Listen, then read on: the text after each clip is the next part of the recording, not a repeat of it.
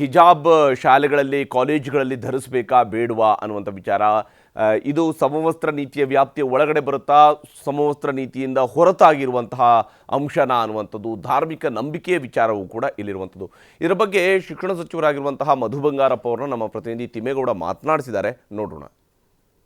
ನಿಷೇಧ ಕುರಿತಂತೆ ಇಂದಿನ ಸರ್ಕಾರದ ಆದೇಶವನ್ನು ವಾಪಸ್ ಪಡೆಯೋದಕ್ಕೆ ರಾಜ್ಯ ಸರ್ಕಾರ ಮುಂದಾಗಿದೆ. ಬನ್ನಿ, ಈ ಸಂಬಂಧವಾಗಿ ನಮ್ಮ ಜೊತೆ ಮಾತನಾಡೋದಕ್ಕೆ ಪ್ರಾಥಮಿಕ ಶಿಕ್ಷಣ ಸಚಿವ ಮಧು ಬಂಗಾರಪ್ಪ ಅವರು ಇದ್ದಾರೆ, ಮಾತನಾಡ್ತೀನಿ. ಸರ್, ನಿನ್ನೆ ಮುಖ್ಯಮಂತ್ರಿಗಳು ಸ್ಟೇಟ್ಮೆಂಟ್ ಕೊಟ್ಟಿದ್ದಾರೆ ಸರ್, ಹಿಜಾಬ್ ನಿಷೇಧ ಕುರಿತ ಆದೇಶವನ್ನು ವಾಪಸ್ ಪಡೆಯೋದಕ್ಕೆ ಹೇಳಿದ್ದೀನಿ. ಅದನ್ನ ಆದೇಶ ಹೇಳಿದ್ದೀನಿ. ಅದು ಪಬ್ಲಿಕ್ ಅಲ್ಲಿ ಯಾರೋ ಕೇಳಿದ್ದಾರೆ ಹಿಜಾಬ್ ಬಗ್ಗೆ ಅಂತ ಹೇಳಿ. ಇಲ್ಲ, ನೀನು ಹಾಕೋಬಹುದು, ನೀನು ಫ್ರೀಡಮ್ ಅಪ್ಪ, ನಿಮಗಿದೆ. ನಾನು ಅಧಿಕಾರಿಗಳಿಗೂ ಕೂಡ ಹೇಳಿದ್ದೀನಿ ಅದನ್ನ ತೀರ್ಮಾನ ತಗೊಳ್ಳೋದಕ್ಕೆ. ಅಂತ ತಕ್ಷಣ ತೀರ್ಮಾನ ತಗೊಳ್ಳೋದು ಅಂದ ತಕ್ಷಣ ಈಗ ಕಾನೂನಿನ ತೊಡಕಿದೆಯಾ ಇಲ್ವಾ, ನಾವು ಹೋಗ್ಬೋದಾ, ಗೋ ಹೆಡ್ ಇಲ್ಲ ಸ್ಟೇಟ್ ಅದನ್ನ ನೋಡ್ತೀವಿ. ಯಾಕೆಂದ್ರೆ ನಾವು ಮುಂಚೆ ಅದನ್ನ ತೀಕ್ಷ್ಣವಾಗಿ ವಿರೋಧ ಮಾಡಿದ್ವಿ. ಏನು ಬಿಜೆಪಿಯವರು ಹಾಕಬಾರ್ದು ಅಂತ ಇದ್ರು. ನಾವು ಅದರಲ್ಲಿ ಏನಂತೆ ಎಲ್ಲ ಜಾತಿ ಧರ್ಮದವರು ಅವ್ರದ್ದು ಆಚಾರ ವಿಚಾರ ಇರ್ತದೆ, ಶಾಲೆಯಲ್ಲೂ ಕೂಡ ಇರೋದ್ರಿಂದ ಸೂಕ್ಷ್ಮತೆ ಇರ್ತದೆ, ಇಲ್ಲ ಅಂತ ಹೇಳಲ್ಲ. ಅದು ಎಲ್ಲರಿಗೂ ಈಕ್ವಾಲಿಟಿ ಬೇಕು ಅಂತ ಹೇಳಿದಾಗ ಶಾಲೆಗಳಲ್ಲೂ ಕೆಲವು ಇತಿಮಿತಿಯಲ್ಲಿ ನಾವು ಬಿಡಬೇಕು, ಅದರಲ್ಲಿ ತಪ್ಪೇನಿಲ್ಲ. ಆಮೇಲೆ ಇದು ಪಾರಂಪರಿಕವಾಗಿ ನಡ್ಕೊಂಡು ಬಂದಿದೆ. ನೀವು ಒಂದೇ ಸತಿಗೆ ಎಲೆಕ್ಷನ್ ಟೈಮಲ್ಲಿ ಕಾನೂನಿಗೆ ತಂದಿರ್ತಕ್ಕಂಥ, ಈಗ ನಾವು ಬಂದ್ವಪ್ಪ, ಅವಾಗ ನಾವು ಬಂದ್ರೆ ನಾವು ಮಾಡ್ತೀವಿ ಅಂತ ಹೇಳಿರ್ತೀವಿ ಎಷ್ಟೊಂದು ಸತಿಗೆ. ಅದಕ್ಕೆ ಇನ್ನು ಸ್ಟಾರ್ಟ್ ಮಾಡ್ತೀವಿ, ಅದಕ್ಕೇನಾದ್ರು ಕಾನೂನು ತೊಡಕಿದೆಯಾ ಇಲ್ವಾ ಎಲ್ಲ ನೋಡ್ಕೊಂಡು ಮಾಡ್ತಕ್ಕಂಥ ವಿಚಾರ. ಈಗ ಸುಪ್ರೀಂ ಕೋರ್ಟ್ ನಲ್ಲಿ ಇದೆ, ಸುಪ್ರೀಂ ಕೋರ್ಟ್ ಅಲ್ಲೂ ಕೂಡ ಭಿನ್ನವಾದಂತಹ ತೀರ್ಪುಗಳು ಬಂದಿದ್ದು. ಈ ಹಂತದಲ್ಲಿ ಸರ್ಕಾರ ಈ ಒಂದು ಆದೇಶ ವಾಪಸ್ ಪಡೆಯೋದಕ್ಕೆ ಸಾಧ್ಯ ಇದೆಯಾ? ಕಾನೂನು ತಜ್ಞರ ಜೊತೆ ಚರ್ಚೆ ಮಾಡಿದಿರಾ? ಇಲ್ಲ, ನಿನ್ನೆ ನೈಟ್ ಆಗಿರೋದು, ಈಗ ಬೆಳಗ್ಗೆ ಆಗಿರೋದು, ಇನ್ನೂ ನಾನು ಸ್ಕೂಲ್ ಆಫೀಸ್ಗೆ ಹೋಗಿಲ್ಲ, ನೋಡ್ಬಿಟ್ಟು ಹೇಳೋಣ. ಆಮೇಲೆ ಮಾನ್ಯ ಮುಖ್ಯಮಂತ್ರಿಗಳ ಜೊತೆ ಕೂಡ ಚರ್ಚೆ ಮಾಡಿ, ಮಾನ್ಯ ಮುಖ್ಯಮಂತ್ರಿಗಳು ಲೀಗಲ್ ಅವರು ಕೂಡ ವಕೀಲರು ಇರೋದ್ರಿಂದ ಅವರು ಲೀಗಲ್ ಅಡ್ವೈಸ್ ತಗೊಂಡೇ ಅವರು ಮುಂದೆ ಹೋಗ್ತಾರೆ. ಅದನ್ನ ಲೀಗಲ್ ಆಫೀಸರ್ಸ್ ಅದನ್ನ ತೀರ್ಮಾನ ತಗೊಳ್ತಾರೆ. ಬಿಜೆಪಿ ಒಂದು ಟ್ವೀಟ್ ಮಾಡಿದೆ ಸರ್, ಬಿಜೆಪಿ ನಾಯಕರು ಕೂಡ ಆಕ್ರೋಶ ವ್ಯಕ್ತಪಡಿಸ್ತಾ ಇದ್ದಾರೆ. ಅಂದ್ರೆ ಸಮವಸ್ತ್ರ ನೀತಿ ಅಂದ್ರೆ ಸಮಾನವಾಗಿ ಮಕ್ಕಳನ್ನ ಕಾಣಬೇಕು, ಈ ನಿಟ್ಟಿನಲ್ಲಿ ನಮ್ಮ ಸರ್ಕಾರ ಈ ಒಂದು ಸಮವಸ್ತ್ರ ನೀತಿ ಜಾರಿಗೆ ತಂದಿತ್ತು. ಆದ್ರೆ ಈ ಸರ್ಕಾರ ಧರ್ಮಗಳ ನಡುವೆ ವಿಷ ಬೀಜ ಬಿತ್ತೋದಕ್ಕೆ ಮುಂದಾಗಿದೆ. ನೋಡಿ, ಬಿಜೆಪಿಯವರು ಅವ್ರನ್ನ ಸೋಲಿಸಿದ್ದಾರೆ, ಈ ರಾಜ್ಯದ ಜನರು ನಮ್ಮನ್ನ ಗೆಲ್ಲಿಸಿದ್ದಾರೆ. ತೀರ್ಮಾನ ಏನು ನಾವು ಚುನಾವಣೆ ಪೂರ್ವಕವಾಗಿ ನಮ್ಮ ಧ್ವನಿಯನ್ನ ನಾವು ಎತ್ತಿದ್ವಿ, ಅದನ್ನ ನಡೆಸ್ಕೊಳ್ತಕ್ಕಂಥದ್ದು ನಮ್ಮ ಕರ್ತವ್ಯ ಆಗುತ್ತೆ, ನಮ್ಮ ಧರ್ಮ ಆಗ್ತದೆ. ಅದನ್ನ ಮಾನ್ಯ ಮುಖ್ಯಮಂತ್ರಿಗಳು ಒಂದು ಪಬ್ಲಿಕ್ ಡೊಮೈನ್ ಅಲ್ಲಿ ಈ ತರ ಹೇಳಿರೋದ್ರಿಂದ ಅದನ್ನ ಕಾನೂನಿನ ಇತಿಮಿತಿಯಲ್ಲಿ ಹಂಗೇನಾದ್ರು ತೊಂದರೆ ಇದ್ರೆ ಕಾನೂನು ತಗೊಂಡೆ ನಾವು ಮಾಡಬೇಕಂದ್ರೂ ಕಾನೂನಿನ ಸಲಹೆ ತಗೊಂಡೇ ಮಾಡಬೇಕಾಗ್ತದೆ. ಅದನ್ನ ಮಾನ್ಯ ಮುಖ್ಯಮಂತ್ರಿಗಳಿಗೂ ಗೊತ್ತಿಲ್ಲದೆ ಇರ್ತದ, ಅವರು ವಕೀಲರು ಅದನ್ನ ನೋಡಿಕೊಂಡು ಒಳ್ಳೆ ತೀರ್ಮಾನ ತಗೊಳ್ತಾರೆ. ಕೊನೆಯದಾಗಿ ಸರ್, ಇದು ಲೋಕಸಭಾ ಚುನಾವಣಾ ವರ್ಷ, ಇದೊಂದು ಎಮೋಷನಲ್ ವಿಚಾರ, ಅಂದ್ರೆ ಭಾವನಾತ್ಮಕವಾದಂತಹ ವಿಚಾರ. ಇದರಿಂದ ಪಕ್ಷಕ್ಕೆ ಡ್ಯಾಮೇಜ್ ಆಗಲ್ವಾ ಅಂತ? ಬಿಜೆಪಿಗೆ ಡ್ಯಾಮೇಜ್ ಆಗುತ್ತೆ ಹಂಗೇನಾರು ಇವ್ರು ಇದನ್ನ ತಗೊಂಡು ಹೋದ್ರೆ. ನಮಗೆ ಇದನ್ನ ರಾಜಕೀಯವಾಗಿ ನಾವು ಮಾಡಿಲ್ಲ, ಪಠ್ಯ ಪುಸ್ತಕ ಪರಿಷ್ಕರಣೆ ಮಾಡಿದೆ. ನಿಮ್ಮ ಮಕ್ಕಳಿಗೆ ಹಂಗಾದ್ರೆ ಅದನ್ನ ಓದಕ್ ಬಿಡಬೇಕಾಗಿತ್ತ? ನಾವು ಇಲ್ಲಿ ಅಧಿಕಾರದಲ್ಲಿ ಕೂತಿರೋದು ಯಾಕೆ? ಪಠ್ಯ ಪುಸ್ತಕ ನಾವು ಪರಿಷ್ಕರಣೆ ಮಾಡ್ತೀವಿ ಅಂತ ಹೇಳಿ ನಾವು ಮುಂಚೆ ಅದನ್ನ ಮಾತು ಕೊಟ್ಟಿದ್ವಿ ಜನರಿಗೆ. ಅದಕ್ಕೋಸ್ಕರ ನಾವು ಮಾಡಿರೋದಕ್ಕೋಸ್ಕರ ಇಲ್ಲಿ ಕೂತ್ಕೊಂಡಿದ್ದೀವಿ. ಸೊ ಇನ್ನು ತೀರ್ಮಾನಗಳು ಯಾವಾಗಲೂ ಕೂಡ ಮಕ್ಕಳ ಹಿತದೃಷ್ಟಿ, ಈ ರಾಜ್ಯದ ಜನತೆಯ ಹಿತದೃಷ್ಟಿಯಿಂದ ನಡೀತದೆ. ಹಿಜಾಬ್ ನಿಷೇಧ ಆಗುತ್ತಾ ಸರ್? ಮುಖ್ಯಮಂತ್ರಿಗಳು ಹೇಳಿರೋದ್ರಿಂದ ಅವ್ರು ಏನ್ ಡೈರೆಕ್ಷನ್ಸ್ ಕೊಡ್ತಾರೋ ಅದ್ರ ಮೇಲೆ ಹೆಜ್ಜೆ ಇಡ್ತೀವಿ, ಕಾನೂನಿನ ಇತಿಮಿತಿಯಲ್ಲಿ. ಇದಿಷ್ಟು ಶಿಕ್ಷಣ ಸಚಿವ ಮಧು ಬಂಗಾರಪ್ಪನವರ ನೇರ ನುಡಿಗಳು. ಕ್ಯಾಮರಾಮನ್ ನೂರ್ ಅಹಮದ್ ಜೊತೆ ಯಬ್ಬಾಕ ತಿಮ್ಮೇಗೌಡ, ನ್ಯೂಸ್ 18 ಕನ್ನಡ, ಬೆಂಗಳೂರು.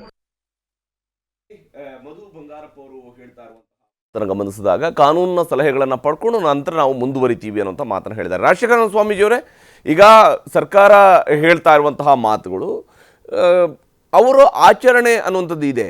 ಸಮವಸ್ತ್ರವನ್ನು ಎಲ್ಲೂ ನಾವು ಕೈ ಬಿಡಬೇಕು ಅಂತ ಹೇಳ್ತಾ ಇಲ್ಲ, ಅವರ ಆಚರಣೆ ಇದೆ, ಅದು ಅವರ ಭಾಗ, ಅವಿಭಾಜ್ಯವಾದಂತಹ ಭಾಗ ಅಂತ ತಿಳ್ಕೊಂಡು ಅವ್ರು ಹೇಳ್ಕೊಳ್ತಾರೆ.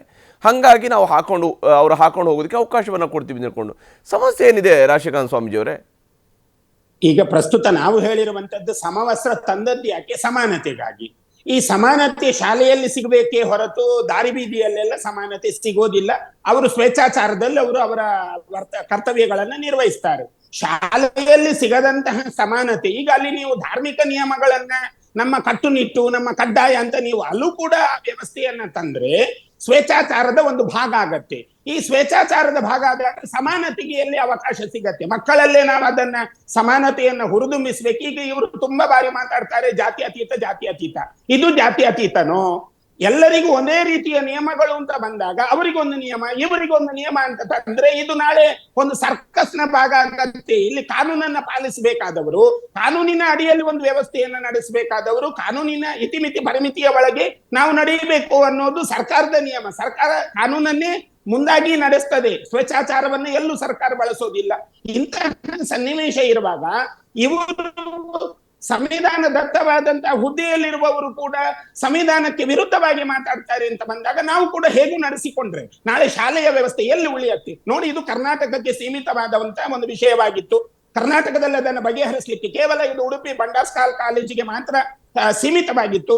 ಅಲ್ಲೇ ಇದನ್ನ ಬಗೆಹರಿಸಿಕೊಳ್ಳುವ ಹಲವಾರು ಅವಕಾಶಗಳು ಇದ್ದುವು. ಆದ್ರೆ ಅದನ್ನು ಬಿಟ್ಟು ನಾವು ಎಲ್ಲಿ ಹೋಯ್ತು, ಇದು ಉಚ್ಚ ನ್ಯಾಯಾಲಯಕ್ಕೆ ಹೋಯ್ತು, ಇದು ಕರ್ನಾಟಕದ ಒಳಗೆ ಸೀಮಿತ ಇತ್ತು, ಈಗ ಕರ್ನಾಟಕದಿಂದ ಹೊರಗೆ ಹೋಯ್ತು, ಇದು ಸುಪ್ರೀಂ ಕೋರ್ಟಿಗೆ ಹೋದಾಗ ಇಡೀ ದೇಶಕ್ಕೆ ಬರುತ್ತೆ.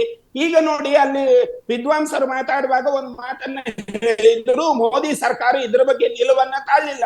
ನಾಳೆ ಸರ್ವೋಚ್ಚ ನ್ಯಾಯಾಲಯ ಮೋದಿ ಸರ್ಕಾರದ ವಿಷಯವನ್ನ ಕೇಳ್ಬೋದು, ಸರ್ಕಾರಕ್ಕೆ ಗಮನಕ್ಕೆ ತರಬಹುದು, ನಿಮ್ಮ ನೀತಿ ಏನಿದೆ ಎನ್ನುವುದನ್ನು ಕೇಳ್ಬೋದು.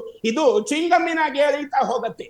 ಇಂತಹ ಸನ್ನಿವೇಶಗಳನ್ನ ನಾವು ಇಟ್ಟುಕೊಂಡು ಒಂದು ಕಡೆಯಲ್ಲಿ ಕಾನೂನು, ಇನ್ನೊಂದು ಕಡೆಯಲ್ಲಿ ಧಾರ್ಮಿಕ ಕಟ್ಟುಕಟ್ಟಳೆಗಳು, ಇದನ್ನು ಎರಡನ್ನೂ ಸೇರಿಸಿಕೊಂಡು ಹೇಗೆ ಹೋಗೋದು ಎನ್ನುವುದರ ಬಗ್ಗೆ ಒಂದು ಸಂವಿಧಾನವೇ ನಿರ್ಣಯ ಮಾಡಬೇಕಲ್ಲದೆ ನಾವು ಇವರು ನಿರ್ಣಯ ಮಾಡ್ಲಿಕ್ಕೆ ಬರೋದಿಲ್ಲ. ಓಕೆ, ರಾಜಶೇಖರ ಸ್ವಾಮೀಜಿ, ಶಾಫಿ ಸಹೋದರ ಉಮರ್ ಶರೀಫ್ ಅವರು ಇಲ್ಲಿರುವಂಥ ವಿಚಾರ, ಈಗ ಕೋರ್ಟ್ಗೆ ಹೋದ ನಂತರ ಕೋರ್ಟ್ನ ತೀರ್ಪುಗಳನ್ನು ಪಾಲನೆ ಮಾಡಬೇಕಂತ ಅನಿವಾರ್ಯತೆಯು ಕೂಡ ಇದ್ದೇ ಇರುತ್ತೆ. ಈಗ ಕೋರ್ಟ್ಗೆ ಹೋಗಲಾಗಿದೆ, ಹೌದು, ಈಗ ಮೂಲದಲ್ಲಿನೇ ಇರುವಂಥದ್ದು ಏನು ಚಾಲೆಂಜ್ ಮಾಡಿರೋದೇನು ಸಮವಸ್ತ್ರ ನೀತಿಯನ್ನು. ಹಾಗಾಗಿ ಸಮವಸ್ತ್ರ ನೀತಿಯನ್ನು ವಾಪಸ್ ಪಡೆದ ತಕ್ಷಣ ಕೋರ್ಟ್ನಲ್ಲಿ ಕೇಸ್ ಇರುತ್ತಾ ಇಲ್ವಾ ಅನ್ನುವಂಥ ಪ್ರಶ್ನೆ ಬರುತ್ತೆ. ಇದು 5 ವರ್ಷಕ್ಕೊಮ್ಮೆ ಆಡುವ ಆಟ ಆದರೆ ಆಳುವ ಸರ್ಕಾರಗಳು ತಮಗೆ ಬೇಕಾದ ರೀತಿಯಲ್ಲಿ ಇಂತಹ ಪಾಲಿಸಿಗಳನ್ನು ಮಾಡ್ತಾ ಬಂದರೆ ಮಕ್ಕಳ ನಡುವಿನ ಗೊಂದಲವನ್ನು, ಈಗ ಅವರು ಸಮವಸ್ತ್ರ ನೀತಿಯನ್ನು ಜಾರಿಗೊಳಿಸಿದ್ರು, ನಾವು ವಾಪಸ್ ತೆಗಿತೀವಿ, ಏನು ಯಾರು ಕೂಡ ಪರ್ಮನೆಂಟ್ ಅಂತೂ ಅಲ್ಲ, 5 ವರ್ಷದ ನಂತರ ಏನಾಗುತ್ತೆ ಅಂತೇಳಿ ಯಾರಿಗೂ ಗೊತ್ತಿರೋದು ಇಲ್ಲ. ಹಿಂಗಿರುವಾಗ ಪ್ರತಿ ಬಾರಿ ಈ ರೀತಿಯ ಬದಲಾವಣೆಗಳನ್ನು ಮಾಡ್ತಾ ಹೋದರೆ ಪ್ರತಿ ಬಾರಿಯೂ ಕೂಡ ಇದು ಪರ ವಿರೋಧ ಅಂತ ಹೇಳ್ಕೊಂಡು ಕಾಲೇಜುಗಳಲ್ಲಿ ವಿದ್ಯಾರ್ಥಿಗಳ ನಡುವೆ ಕಂದಕವನ್ನು ನಾವು ಅತ್ಯಂತ ಕೆಟ್ಟ ಪರಿಸ್ಥಿತಿಯನ್ನು ನೋಡಿದ್ದೀವಿ. 2022ರ ಆರಂಭದಿಂದ ಶುರುವಾಯಿತು, ಇದು 2023ರಲ್ಲಿ ಇವೆಲ್ಲವೂ ಕೂಡ ನಾನಾ ಸ್ವರೂಪಗಳನ್ನು ಪಡ್ಕೊಂಡಿರೋದನ್ನು ಕೂಡ ನೋಡಿದ್ದೀವಿ ನಾವು. ಇಷ್ಟೆಲ್ಲ ಆದಮೇಲೆ ಈಗ ಮತ್ತೆ ಇದನ್ನು ವಾಪಸ್ ತರ್ತೀವಿ, ಇನ್ನೊಂದು ರೌಂಡ್ ಗೊಂದಲ, ವಿದ್ಯಾರ್ಥಿಗಳು ಎಕ್ಸಾಮ್ ಪ್ರಿಪೇರ್ ಆಗ್ತಾ ಇದ್ರೆ ಇನ್ನೊಂದು ರೌಂಡ್ ಗೊಂದಲ ಬೇಕಾಯ್ತು ಅಲ್ಲ ಉಮರ್ ಶರೀಫ್ ಅವರೇ? ಈ ಕಾನೂನು ಏನ್ ತಂದಿರೋದು ಸರ್ಕಾರ, ಬಿಜೆಪಿ ಅವರು ಬೊಮ್ಮಾಯಿ ಸರ್ಕಾರ ತಂದಿರೋದು ಅವರ ಹಕ್ಕಿತ್ತು. ಅವರ ಟೈಮ್ನಲ್ಲಿ ಅಂತ ಒಂದು ಕಾನೂನು ತರಕ್ಕೆ ಅವರಿಗೆ ಹಕ್ಕಿತ್ತು. ಉಮರ್ ಶರೀಫ್ ಅವರೇ, ದಯವಿಟ್ಟು ತಮ್ಮ ಧ್ವನಿ ನನಗೆ ಸ್ಪಷ್ಟವಾಗಿ ಕೇಳ್ತಾ ಇಲ್ಲ ತಾಂತ್ರಿಕ ಕಾರಣದಿಂದಾಗಿ, ಜಸ್ಟ್ ನಾನು ನಿಮ್ಮನ್ನು ಸಂಪರ್ಕಿಸ್ತೀನಿ. ಶಾಫಿ ಸಹೋದರಿ, ಯಾಕಂದ್ರೆ ಇಲ್ಲಿ ಇರುವಂಥ ವಿಚಾರ ಇದುವೇ, ನೀವು ಪ್ರತಿ ಬಾರಿಯೂ ಕೂಡ ಸರ್ಕಾರಗಳು ಬದಲಾದಾಗ ಇದನ್ನು ಮಾಡಿದರೆ ಶಾಲೆಗಳನ್ನು ಹಾಗಾದರೆ ಧರ್ಮ ಸಂಘರ್ಷದ ಕೇಂದ್ರಗಳನ್ನಾಗಿ ಮಾಡಬೇಕಾ ಅಂತ. ಅದೇ ಈಗ ಸ್ವಾಮೀಜಿಗಳು ಅದನ್ನು ಹೇಳ್ತಾರೆ, ಸರ್ಕಾರದೊಂದು ನಿಲುವು ಅಂತ. ಯಾವುದೇ ಕಾಲಕಾಲದಲ್ಲಿ ಬರುವಂಥ ಸರ್ಕಾರಗಳು ಒಂದೊಂದು ಕಾನೂನನ್ನು ಇಲ್ಲಿ ಜಾರಿ ಮಾಡಿದರೆ ಇಲ್ಲಿ ಸಂವಿಧಾನಕ್ಕೆ ಧಕ್ಕೆ ಆಗ್ತದೆ. ಅದೇ ರೀತಿಯಲ್ಲಿ ಸಾಮಾನ್ಯ ಜನರಿಗೆ ಇಲ್ಲಿ ಜೀವನ ಮಾಡೋಕ್ಕಾಗೋದೇ ಇಲ್ಲ. ಸಾವಿರಾರು ವರ್ಷಗಳಿಂದ ಹಿಜಾಬ್ ಧರಿಸಿಕೊಂಡೇ ಹೋಗ್ತಾ ಇದ್ದರು ಒಂದು ಟೀಮು, ಹಿಜಾಬ್ ಧರಿಸದೇ ಹೋಗ್ತಾ ಇದ್ದರು. ಆ ಹಿಜಾಬ್ ಧರಿಸುವ ಹೆಣ್ಮಕ್ಕಳಿಗೆ ನೀವು ಧರಿಸ್ಕೊಂಡು ಬರಬಾರ್ದು ಅಂತ ಹೇಳುವಾಗ ಪ್ರಾಬ್ಲಮ್ ಆಯಿತು.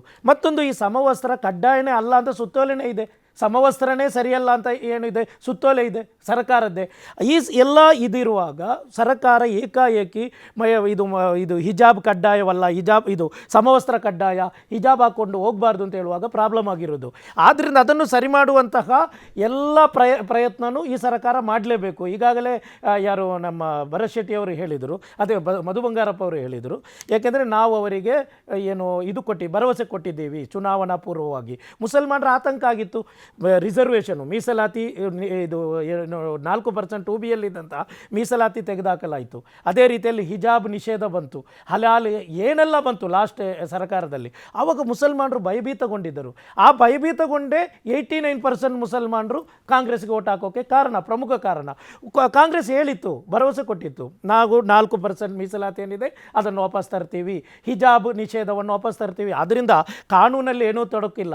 ಸುಪ್ರೀಂ ಕೋರ್ಟಿಗೆ ಒಂದು ಅಫಿಡವಿಟ್ ಸಲ್ಲಿಸಿ ಸಲ್ಲಿಸಿದ್ರೆ ಆಯಿತು ಸರ್ಕಾರ. ನಾವು ಏನು ಹಳೆಯ ಸರ್ಕಾರ ಅದು ಅಲ್ಲದೆ PU ಕಾಲೇಜಲ್ಲಿ ಮಾತ್ರ ಇರೋದಿದು, ತರಗತಿಯ ಒಳಗಡೆ ಇದ್ದಂತಹ ಆ ನಿಷೇಧವನ್ನು ನಾವು ತೆಗೆದಾಕ್ತೀವಿ ಅಂತ ಒಂದು ಅಫಿಡವಿಟ್ ಸಲ್ಲಿಸಿದರೆ ಕಾನೂನಲ್ಲಿ ಅದು ಕಾನೂನು ಪ್ರಾಬ್ಲಮ್ ಏನೂ ಇರೋದಿಲ್ಲ. ಅದರಿಂದ ಇದು ಹಿಂದೂ ಮುಸಲ್ಮಾನ್, ನಾನು ಆವತ್ತಿನಿಂದ ಹೇಳ್ತಾ ಇದ್ದೀನಿ, ಇದು ಹಿಂದೂ ಮುಸಲ್ಮಾನರ ಸಮಸ್ಯೆ ಅಲ್ಲ. ಒಂದು ಹಿಂದೂ ಹುಡುಗಿ ಈ ರೀತಿಯಲ್ಲಿ ಬರ್ತೀನಿ ಅಂತ ಹೇಳಿದರೆ ಯಾವ ಮುಸ್ಲಿಂ ವಿದ್ವಾಂಸರು ಅಥವಾ ಮುಸಲ್ಮಾನರು ಅದನ್ನು ವಿರೋಧ ಮಾಡುವಂಗಿಲ್ಲ. ಯಾಕೆಂದರೆ ಅದವರು ಕಡ್ಡಾಯ ಆಗಿದ್ದಾರೆ. ನಾನು ಹೇಳ್ತಾ ಇರೋದು ಇಸ್ಲಾಮಿನಲ್ಲಿ ಕಡ್ಡಾಯ, ಸೂರತ್ತು ನೂರು ಕುರಾನ್ನಲ್ಲಿ ಅವಿಭಾಜ್ಯ ಘಟಕ ಅಂತ ಹೇಳಿದೆ. ಆದ್ದರಿಂದ ಹೈಕೋರ್ಟ್ ಹೇಳಿದಂತಹ ಮಾತು ಯಾವ ಕುರ್ಆನ್ನ ವ್ಯಾಖ್ಯಾನವನ್ನು ಇಟ್ಕೊಂಡು ಅದು ಕಡ್ಡಾಯ ಅಲ್ಲ ಅಂತ ಹೇಳಿದ್ದಾರೆ ಅಂತ ನಮ್ಗೆ ಗೊತ್ತಿಲ್ಲ. ಆವತ್ತಿನಿಂದ ನಾವು ಅದನ್ನೇ ಹೇಳ್ತಾ ಇದ್ದೀವಿ, ಸುಪ್ರೀಂ ಕೋರ್ಟಲ್ಲಿ ಅದನ್ನೇ ಮಂಡನೆ ಮಾಡಿರೋದು. ಮತ್ತೊಂದು ಕೋರ್ಟಿಗೆ ನಾವು ಹೋಗಬಾರ್ದು ಅಂತ ನಮ್ಮ ಮಕ್ಕಳಿಗೂ ಹೇಳಿದ್ದೀವಿ, ಎಲ್ಲ ಸಂಘಟನೆಗಳಿಗೂ ಹೇಳಿದ್ದೆವು. ಏಕೆಂದರೆ ಈ ಆಚಾರ ವಿಚಾರಗಳು, ಧಾರ್ಮಿಕ ವಿಚಾರಗಳು ಕೋರ್ಟ್ ತೀರ್ಮಾನ ಮಾಡಬೇಕಾಗಿರೋದಲ್ಲ. ಅದಕ್ಕೆ ಸಂವಿಧಾನ ಅವಕಾಶ ಕೊಟ್ಟಾಗಿದೆ. ಕೋರ್ಟಲ್ಲಿ ಒಂದೊಂದು ನಾಳೆ ನೋಡಿ, ಶಬರಿಮಲೆ ವಿಚಾರ ಬಂತು, ಅದೇ ರೀತಿ ಬೇರೆ ಬೇರೆ ಎಲ್ಲ ಮಹಿಳೆಯರಿಗೆ ಪ್ರವೇಶ ಕೊಡಬೇಕು ಅಂತೇಳಿ. ಈ ಕೋರ್ಟಲ್ಲಿರುವಂಥ ಜಡ್ಜಿಗಳು ವಿದೇಶದಲ್ಲೆಲ್ಲ ಓದಿ ಬಂದಿರ್ತಾರೆ. ಅವರಿಗೆ ಭಾರತದ ಸಂಸ್ಕೃತಿಯ ಬಗ್ಗೆನೇ ಕೆಲವರಿಗೆ, ಎಲ್ರಿಗೂ ಅಂತಲ್ಲ, ಸಂಸ್ಕೃತಿಯ ಬಗ್ಗೆನೇ ಕೆಲವರಿಗೂ ಗೊತ್ತಿರೋದಿಲ್ಲ. ಏನು ಹಿಂದೂ ಆಚಾರ ವಿಚಾರ, ಏನು ಮುಸ್ಲಿಂ ಆಚಾರ ವಿಚಾರ ಗೊತ್ತಿರೋದಿಲ್ಲ. ವಿದೇಶದಲ್ಲಿ ಕಲಿತು ಬಂದವರು ಹೇಳ್ತಾರೆ ಮಹಿಳೆಯರಿಗೂ ಅವಕಾಶ ಕೊಡಿ. ಧಾರ್ಮಿಕ ಕಟ್ಟಲೆ ಇರುತ್ತೆ ಅಲ್ವಾ, ಮಹಿಳೆಯರು ಏನು ಮಾಡಬೇಕು, ಪುರುಷರು ಏನು ಮಾಡಬೇಕು ಅಂತೇಳಿ. ಆ ಹಿಂದೂ ಮುಸ್ಲಿಂ ಕ್ರೈಸ್ತ ಯಾವುದೇ ಧರ್ಮ ಅದರ ಆಚಾರ ವಿಚಾರಗಳು ಅವರಿಗೆ ಬಿಟ್ಕೊಡ್ಬೇಕು. ಅದಂತೆ ಅದು ಸಂವಿಧಾನಬದ್ಧವಾದಂಥ ಮೂಲಭೂತ ಹಕ್ಕು. ಆ ಮೂಲಭೂತ ಹಕ್ಕನ್ನು ಕಸಿದುಕೊಳ್ಳುವಂಥ ಪ್ರಯತ್ನ ಆಗಬಾರ್ದು. ಇಲ್ಲಿ ನಡೀತಾ ಇರುವಂತಹ, ನಾನು ಹೇಳ್ತಾ ಇರೋದು, ಕಾಂಗ್ರೆಸ್ BJPಯ ಓಟಿನ ರಾಜಕೀಯ ಏನಿದೆ ಹರಿಪ್ರಸಾದ್, ಅದರಲ್ಲಿ ನಾವು ಪಾರ್ಟಿನೇ ಅಲ್ಲ. ನಾವು ಹೇಳ್ತಾ ಇರೋದು ಪವಿತ್ರ ಕುರ್ಆನ್, ಹದೀಸ್ 4 ಪ್ರಮಾಣಗಳಲ್ಲಿ ಕಡ್ಡಾಯ ಅಂತ ಹೇಳಿದಂತಹ ಹಿಜಾಬನ್ನು ಹೈಕೋರ್ಟ್ ಏನು ಹೇಳಿತು, ಅದು ಕಡ್ಡಾಯ ಅಲ್ಲ ಅಂತ ಹೇಳಿದ್ರು. ಆದ್ದರಿಂದ ನಾವೆಲ್ಲ ಸುಪ್ರೀಂ ಕೋರ್ಟಿಗೆ ಕನ್ನಡಿಗರ ನೆಚ್ಚಿನ ನ್ಯೂಸ್ 18 ಕನ್ನಡ ಈಗ ವಾಟ್ಸ್ಆಪ್ನಲ್ಲೂ ಲಭ್ಯ. ಕರ್ನಾಟಕ, ದೇಶ ವಿದೇಶಗಳ 360 ಡಿಗ್ರಿ ಸುದ್ದಿಯ ವಿವರಗಳನ್ನ ನಿಮ್ಮ ಕೈ ಬೆರಳುಗಳಲ್ಲೇ ಪಡಿಲಿಕ್ಕೆ ಈ QR ಕೋಡ್ ಅನ್ನ ಸ್ಕ್ಯಾನ್ ಮಾಡಿ, ನಮ್ಮ ಚಾನಲ್ ಫಾಲೋ ಮಾಡಿ, ನೋಟಿಫಿಕೇಶನ್ ಆನ್ ಮಾಡಿ.